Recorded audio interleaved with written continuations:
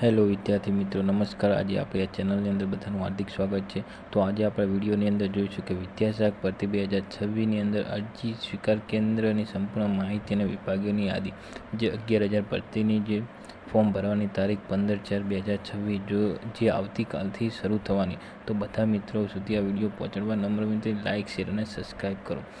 તો ગુજરાતની અંદર મુખ્ય 4 ઝોન, એમાં એક ઉત્તર ગુજરાત, બીજું મધ્ય અને પૂર્વ ગુજરાત, ત્રીજું સૌરાષ્ટ્ર અને કચ્છ, અને ચોથું દક્ષિણ ગુજરાત. ઉત્તર ગુજરાતની અંદર 5 કેન્દ્રો છે, મધ્ય અને પૂર્વ ગુજરાતના કુલ 9 કેન્દ્રો છે, સૌરાષ્ટ્ર અને કચ્છના 12 કેન્દ્રો અને દક્ષિણ ગુજરાતના છેલ્લે 7 કેન્દ્રો છે. મિત્રો, જે પોતાના જિલ્લો લાગતો એ જિલ્લાની અંદર તમારા કેન્દ્રો પર જઈને પોતાનું ફિઝિકલ એટલે કે રૂબરૂ ડોક્યુમેન્ટ આપવાના રહેશે. તો હવે આપણે ઉત્તર ગુજરાતના સ્વીકાર કેન્દ્રો જોઈશું. તો એક મહેસાણા છે, બીજું પાટણ, ત્રીજું સાબરકાંઠા, ચોથું બનાસકાંઠા, પાંચમું અરવલ્લી છે. જેને મહેસાણાની અંદર જોઈએ તો જિલ્લા શિક્ષણ સમિતિ મહેસાણા છે, પાટણની અંદર વનરાજ પગાર કેન્દ્ર શાળા છે, સાબરકાંઠાની અંદર BRC ભવન કાલોડ છે, જે પછી બનાસકાંઠાની અંદર જામપુર પ્રાથમિક શાળા પાલનપુરની અંદર આવેલું છે, અને પાંચમું છે ને અરવલ્લી જિલ્લો, જેની અંદર જિલ્લા પ્રાથમિક શિક્ષણ અધિકારીની કચેરી, જે આ 5 કેન્દ્રો આવેલા છે.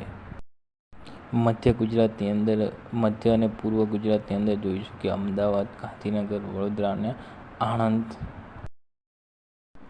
તો તથા જોઈએ તો ખેડાની અંદર BRC ભવન, પંચમહાલમાં શિક્ષણ શાખા, જિલ્લા પંચાયત, દાહોદની અંદર BRC ભવન દાહોદ, મહીસાગરની અંદર BRC ભવન લુણાવાડા, અને છોટાઉદેપુરની અંદર તાલુકા પ્રાથમિક શાળા નંબર 1ની અંદર આવેલા છે.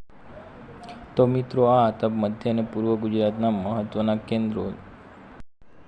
તો સૌરાષ્ટ્ર અને કચ્છમાં જોઈએ તો રાજકોટ, જામનગર, ભાવનગર, અમરેલી, જૂનાગઢ અને પોરબંદર.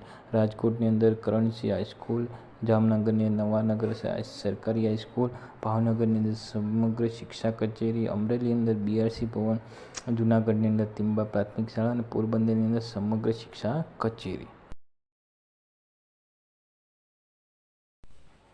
સૌરાષ્ટ્ર કચ્છ ભાગ 2ની અંદર જોઈએ તો કચ્છ, ભુજ, સુરેન્દ્રનગર, બોટાદ, ગીર સોમનાથ, દીવ, દ્વારકા અને મોરબી. તો કચ્છ ભુજમાં અને મહારાણી ગંગાબા સાહેબ જિલ્લા શિક્ષણ અને તાલીમ ભવન, અરજી કેન્દ્ર, કમ્યુનિટી હોલ, BRC ભવન. પછી બોટાદની અંદર જિલ્લા પ્રાથમિક શિક્ષણ અધિકારીની કચેરી, ગીર સોમનાથની અંદર કન્યા શાળા વેરાવળ, દેવભૂમિ દ્વારકાની અંદર BRC ભવન ખંભાળિયા, અને મોરબીની અંદર જિલ્લા શિક્ષણ સમિતિ જિલ્લા પંચાયત. તો આ હતી સૌરાષ્ટ્ર અને કચ્છના જેને 2 ભાગ જોયા, એની અંદર તમામ અને જે સેન્ટર હતા એ આવી ગયા છે.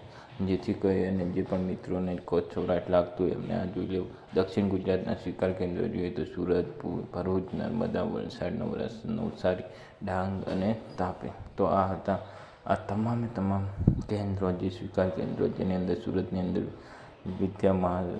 વિદ્યાસહાયક ભરતી સ્વીકાર કેન્દ્ર, BRC ભવન ભરૂચ, નર્મદાની અંદર અને શિક્ષણ શાખા, વલસાડની અંદર BRC. તો મિત્રો, મોટાભાગના કેન્દ્રો BRC ભવન તથા સ્થાનિક શાળાઓ ખાતે ફાળવવામાં આવે છે. ઉમેદવારીએ તે સ્થળની સ્થાનિક માર્ગદર્શિકા મુજબ જવું.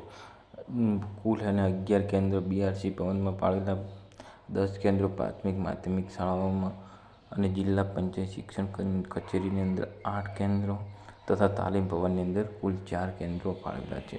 તો નમસ્કાર મિત્રો, તો હવે આપણે વિડીયોનો અંત આવી ગયો છે. તો જે પણ મિત્રોને ટેટ 1 પાસ હોય અને તારીખ 15ના રોજથી જે ફોર્મ ભરવાનું ચાલુ થવાનું છે, તે મુજબ ફિઝિકલ ફોર્મ જમા કરવા માટેના જે તે સ્થળો હતા તેમાં આ 2024ના છે. તો કદાચ જે પણ નવો વિડીયો આપણે જલ્દી અપલોડ કરીશું, જેથી કરીને કોઈ પણ નવું સ્થળ બદલાયું હોય તો તેની જાણકારી આપણે તરત આ વિડીયોના માધ્યમથી પહોંચાડશું. જેથી કરી તમે લાઇક, શેર અને સબસ્ક્રાઈબ કરવાનું ભૂલશો નહીં, જેથી અમને મોટિવેશન મળી રહે.